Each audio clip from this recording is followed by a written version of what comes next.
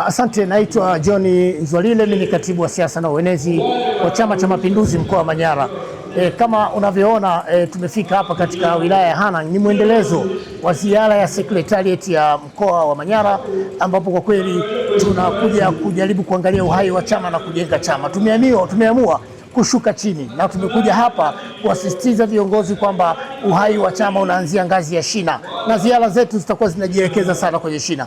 Lakini katika pamoja na mambo mengine hapa tumekuja kuwakumbushia, tumeazimia sisi kama wanachama wa Chama cha Mapinduzi wote tuliokutana hapa tumeazimia kwamba mkoa wa Manyara sasa tunakwenda kumlinda na kumtetea rais wetu kwa wivu mkubwa sana.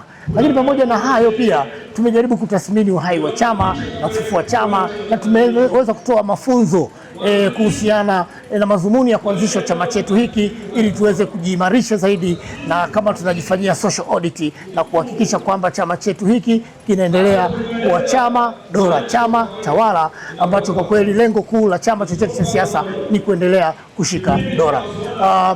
Kile ambacho tunajaribu kuangalia pia, tunakumbushia mambo mbalimbali ikiwemo maadili, lakini na kuhakikisha kwamba tunahimiza uzalendo wa wananchi wote kwa taifa lao.